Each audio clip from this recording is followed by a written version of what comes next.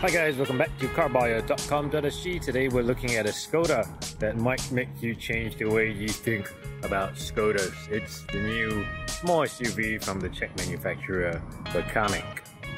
Alright, so what is a Skoda Kamiq? It's the newest and smallest SUV to join the Skoda lineup, and it was recently launched by Skoda Singapore. We have the full rundown on what the car is, how big it is, how much it costs, in a news story on the website, so check that out before you proceed any further. Find out the spec, the pricing and all that stuff. So as a small SUV joining a relatively mainstream manufacturer's lineup, you know what that means. People are gonna love the ever-loving crap out of this car because it's an SUV. Okay, I'm kidding, but only half. As you can see from our previous videos on the Toyota Yaris Cross and the Toyota Harrier, SUVs are really enjoying their time in the sun in the past year, 2020, and I think that's a trend that's only going to continue in 2021. Okay, so Skoda Kamiq, back to the car at hand. This is a small SUV, but it's smaller than the usual small SUVs and larger than a compact SUV. So when I say that, I mean it's larger than something like a Kia Stonic, but also slightly smaller than something like a Honda HR-V. Now, it doesn't look it because it's only a tiny bit smaller, but it's enough of a difference to make it considered to be something in a smaller category. Okay, so as a Skoda, it's running on the MQB-AO platform from the Volkswagen Group. So that's the same platform as the Volkswagen T-Cross. So that is actually one of the key competitors for this car. And that is a strange thing in and of itself, because usually we think, oh, VW and Skoda, one is the mainstream and one is the slightly premium one here in Singapore. But that's no longer the case. And the Kamiq is the reason why. Okay, so this car is in a nice red paintwork and it looks pretty sporty. If you're wondering why, it's because this is an all-new top-level trim for Skoda. It's called the Monte Carlo trim, and that was just unveiled at the end of 2019. So that effectively means it was unveiled at the end of 2020, because 2020 does not exist. It was COVID year. Okay, so enough fooling around. Let's look at the car itself. Okay, so what defines the Kamiq as a SUV? Of course, we have tall headlights, we have a tall seating position and height, and also we've got the SUV styling cues like a bash plate and prominent fenders. But the Monte Carlo trim adds on lots of sporty black stuff. So we've got our black gloss grille, we've got a hexagonal air intake, and the sporty looking front lip spoiler diffuser thingy. Let's go around the side. And Monte Carlo badge there. Oh, these are 18-inch wheels that are unique to the Monte Carlo. So the trim level below this, which is called Style, also has 18-inch wheels, but does not have this particular sporty black rim setup. Okay, black gloss mirror caps, always a key indicator of high performance for reasons I do not understand. Black roof rails. Also, this car has a panoramic sunroof. We'll take a look at that inside later on. Nice headlights as well, so little figuring on the headlights. There's also the Skoda word in black, Skoda, so you don't have to buy black letters and put them on yourself. Okay, Kamiq in black also, and also a black rear diffuser. Overall, I think quite a nice presentation. Gives the car a lot of road presence, and as I said, this is a car that is smaller than the usual small SUVs, but doesn't look it at all. And the Monte Carlo pack is a big part of that. Alright, here we are on the inside of the Kamiq in the rear seat. And I said the car was smaller than a small SUV, but it's only a tiny bit smaller. So this is all very nitpicky segment by segment thing. This is how motoring journalists and car manufacturers see the world, which doesn't always do justice to certain cars like this one, which is an in-betweener. So look at my knees, my shapely knees. There's a stain here. What the hell?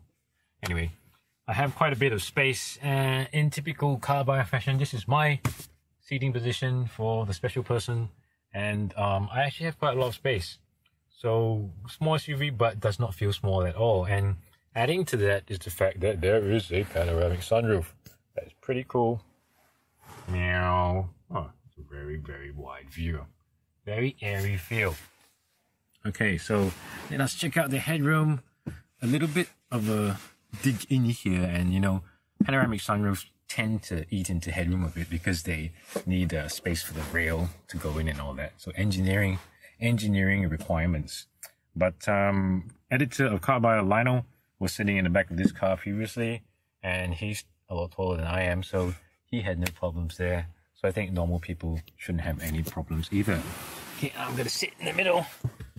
Okay, this is not so good. I feel like I am puffing out my chest. Hello. Okay, I'll stop moving the camera, sorry. But, so if you had a person here on my left, on my right by themselves, they would be pretty comfortable. The guy in the middle, as usual, will get the short end of the stick. I'm sitting a bit higher, which is nice, but also I can't really lean back without being really awkward. You know, I feel like I'm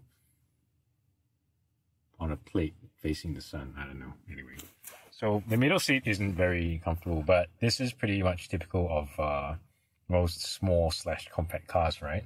And a standout for this car is the fact that it actually has an aircon vent, so I can ventilate my knees.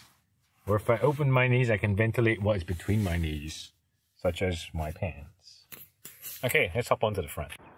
Oh, sorry, before we hop onto the front, let's check out the boot. This is actually automated tailgate. Ta-da! Nice little touch on a small car. Ew, what is this piece of paper? Oh, this is the test drive, which I did not follow. I'm gonna put this behind me. Okay, so as usual, we have a tonneau cover, which is the usual like plasticky thing. The boot isn't particularly huge, but this isn't a particularly huge car. So 400 liters and 1,000 plus liters if you fold the seats down. There is also a false floor. So I think if you take this out, you would be able to fit maybe a bicycle without the front wheel. Definitely a pram, but it is quite deep and quite high, so not terrible for people with kids or, you know, hobbies that require big pokey things to keep carried around all the time. Okay, let's just close it and go to the front. Okay, here we are, cockpit of the Kamiq. I don't know why they named it. At this point in time, I really don't care because every Kamiq has an SUV and every small SUV is funky and every one of their names are weird. Okay, start button is here. Ooh, start up. Yeah, there we go. Now I said the Kamiq might make you change the way you think about Skodas, and the reason why is because actually, you know, we expected a very normal Skoda experience. You know, Skoda, decent build quality, sometimes a bit plasticky, sometimes obvious where they cut costs, but with a really good price, really good equipment level, and a decent drive. So we expected that logically of the Kamiq as well. But in fact, our expectations were confounded because the Kamiq actually raises the game quite a bit. So it's quite obvious when you look at the cabin. So this is the Monte Carlo variant. So bear that in mind. That's the highest level variant. But then again, the lesser trims aren't really a huge amount of difference besides the obvious part. So without the Monte Carlo stuff, it's not like the Kamiq is totally at a disadvantage and loses the things that make it a better car than some of its predecessors. Okay, so let's look at the cabin for evidence. Right here. Okay, I would expect black plastic here last time, but this is not. This is slightly soft touch, but it's also figured nicely. It doesn't go clonk, clonk, clonk. Listen to that when I close the door as well. Not you know. This is chrome, yeah. This is figured hard plastic, but that's one of the few areas where there's hard plastic as well. Door handle as well. Nothing fancy there, but it works and it feels sturdy. Switchgear, okay, black plastic again, but feels okay. Doesn't feel cheap. But as we go to the middle, a lot nicer. Okay, so let's look on top right here. This headliner is all soft touch. Soft touch. And then more of that figured plastic here. doesn't feel cheap to the touch. Okay, and we have our sports steering wheel, which is a Monte Carlo, one part of the Monte Carlo upgrade pack. Okay, sports steering wheel, flat bottom, Monte Carlo badge, and Monte Carlo because they won the Rally di Monte Carlo a lot of times, more times than Mini apparently, not that I've been counting. Okay, so this is quite a nice steering wheel. We have our paddle shifters, paddle shifters, and so last time, the previous Skoda I drove, I think it was the Karoq, that has like combi buttons, which feel nice, but really black and plasticky, you know. So these are a totally different ballgame. We have chrome roller, like nerve roller things. These are plastic, but they feel nice. So, what does this control? Oh, okay, this controls the display. So, top of the line means 10.25-inch active driver's display. So I control it via the buttons here. Okay, so, and I can change the layout to my liking. So we have the sporty one, we have the classic one with 2 dials, and we have the minimalist one. So concentrate on your driving and zen out. And you can change what you want to see. So we've seen that in similar Volkswagens like the Golf 7.5 facelift. And I usually just leave on speed, yeah, so yeah. So that's the cockpit display. And you see when we switch, we get a nice little animation as well. Okay, Zen, right? You see the 2 sides. That's pretty nice. I like that. Nice little touch. Okay, in the middle we have 8-inch, what they call the Bolero. Jeff Beck. Bolero infotainment system. So everything we expect from a modern infotainment system. Touchscreen, no lag, pretty sharp. Now the Skoda graphics aren't always the nicest, and they're okay here. You know, I'm really not fussy about these things as long as it all works and it looks good. So easy to read, easy to get to grips with as well. No premium sound system on this one, but that's probably not such a huge deal. Okay, and another thing that Skoda has borrowed from luxury car makers, which I don't like, is the fact that the aircon controls are weird. So they have, you know, they have dials and they have buttons here, so I can adjust the temperature. This is dual zone air conditioning. But how do you adjust the blower? I don't know. I can off and I can menu. When you press menu, this thing comes out and you adjust the blower through here. Why do I have to do that? Ugh. So it's the only real quibble I have with this interior layout. Yeah. And moving on to a nicer thing, you might notice that this is actually carbon fiber and it runs through the whole cabin pretty much. So that is real carbon fiber. Wow. And it's matte too. It's actually nicer than some real, inverted commas, real sports cars. So carbon fiber here too. Very nice. Okay. And to get back to that, also we have the perforated leather and the stitching on this seats. So sports seats on the Monte Carlo version. Quite nice. They're mostly fabric, but I prefer fabric. Okay, how does the Kamiq drive? There's only one engine. That's the 150 horsepower inline-4 turbocharged 4-cylinder 1.5 litre. Now the cool thing about this engine, again, going with the whole change your idea of Skoda thing, is the fact that it's actually an active cylinder technology engine. So when you're on low loads, like you're not going up a hill, you're just going straight, lifting off slowly, gently, driving like a sane person, two cylinders will switch off, which helps you with your fuel efficiency and also the start-stop, as well as energy recuperation from the brake.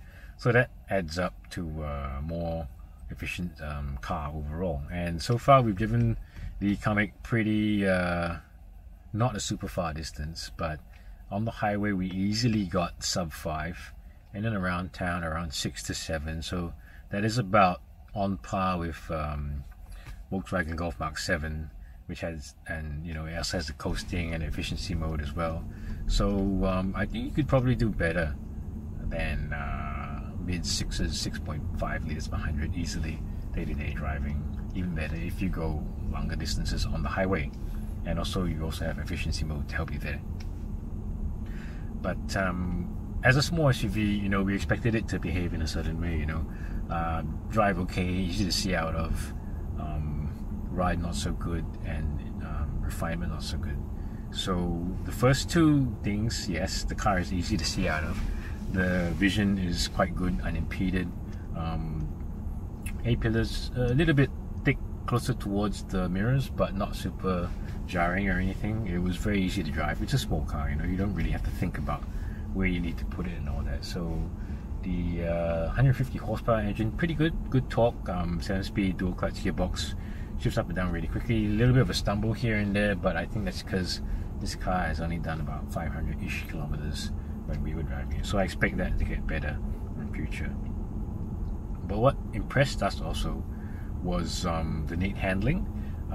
There is some roll, but it's good overall. It's not, I mean, this is not a sports car, 150 horsepower small SUV.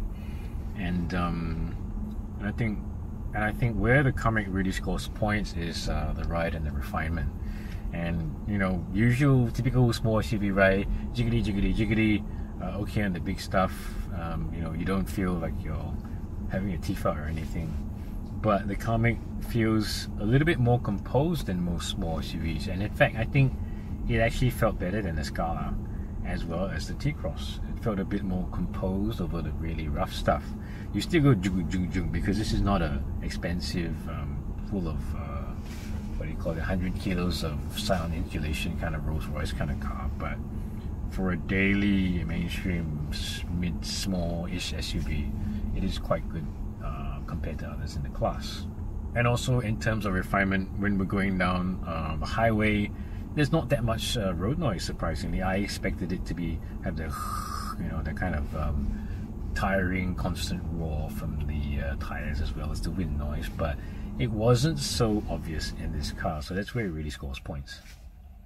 And also we forgot to mention that the Kamiq in the Style and the Monte Carlo variants actually has active safety, so blind spot indicator, adaptive cruise with the steering assist, anti-collision, stops you from ramming people when you're not paying attention, that sort of thing, keeps you in your lane as well. So all these things very important on modern cars. Active safety, if you have the chance to get it, please get it. And that brings the car and the overall package up to a certain level. So if you watched our video of the Toyota Corolla Altis, that was one of the first cars to have active safety in all four aspects on a mainstream car. And now, a year on, we're really seeing this become what you should expect from mainstream cars in and around the $100,000 mark. So the Kamiq has that. That's a good point. Besides that, it also has a very good spec. It's got the nice screens, it's got the nice Monte Carlo touches. Oh, it's got a wireless smartphone charger, I forgot to point that out. It's a good driving car, it's quite efficient, it's quite refined for what it is, and it handles pretty well. And the space is also decent, plus there's a sunroof. People love sunroofs, don't we? Put a sunroof. So overall, I think the Kamiq is quite an impressive car for what it is. If you're thinking of getting one, what else should you consider? Now, let's look at other cars in the segment. So, Honda HR-V is a small SUV, but slightly larger than this car. But the image and, of course, maybe some parts of the cabin are not as nice as on the Skoda. This Skoda, I didn't think I would say that. The Volkswagen T-Cross is very, very similar, and even that in R-Line trim it's not 10 to 10, you know, it's maybe 9 to 10 in comparison. And if you look at something equally European and mainstream like the Peugeot 3008, the less expensive version is about 118,000, 119,000. The upper spec version is about 138, which is quite a bit more expensive than this car. It goes for 127,900 right now. Of course, if you read the news story on carbuyer.com.sg, you would know that. So, is this Skoda's next big hit? What do you think? Please let us know in the comments. If you found this video useful, please like it. Haha, I didn't say like twice this time. And check out the website, so we will have more content for you in future. Stay tuned.